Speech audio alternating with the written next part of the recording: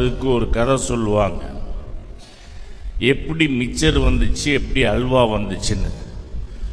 தொடக்கத்தில் மிச்சர் மட்டும்தான் இருந்திருக்குது, அல்வா கண்டுபிடிக்காத காலம். மிச்சர் மட்டும்தான். அப்போ கல்யாணம் ஆன கணவன் மனைவிக்கு மிச்சர் வாங்கிட்டு வந்திருக்கான். ஏன்னா அல்வா கண்டுபிடிக்கல. இல்லை, மிச்சரை வாங்கிட்டு வந்து வீட்டுக்காரம்மா கொடுத்துருக்குறான். வீட்டில் பார்த்தா மாமியாவுக்கு 2 கண்ணும் தெரியாது, காது நல்லா கேட்கும்.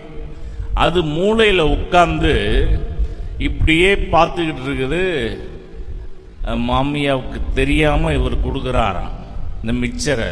சாப்பிடு அப்படின்னு இந்த புருஷன் பொண்டாட்டி 2 பேரும் உட்கார்ந்து மிச்சரை போட்டு கடிக்க ஆரம்பிச்ச உடனே அந்த சத்தம் அந்த அம்மா காதுல போய் கேட்குது.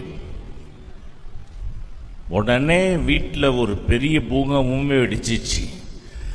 நேத்து வந்தவளுக்கு மிச்சர் வாங்கிட்டு வந்து கொடுக்குறான். 10 மாசம் பெத்தெடுத்த நான் குத்துக்கல்லாட்டம் உட்கார்ந்து இருக்கிறேன், எனக்கு ஒண்ணுமே வாங்கிட்டு வரலையா? அந்த பிரச்சனை ஸ்டார்ட் ஆகி 4 நாள் பிரச்சனை போயிட்டே இருக்குது. அப்போதான் இவன் உட்கார்ந்து யோசிக்கிறான், இந்த பிரச்சனைக்கு காரணம் சத்தம் வந்தது தானே. சத்தமே இல்லாம சைலண்டா உன்னை கண்டுபிடிக்கணும் அப்படின்னு சொல்லிட்டு உட்கார்ந்து அதுக்கப்புறம் கிண்டுனா அதுக்கு பேர் தான் அல்வா.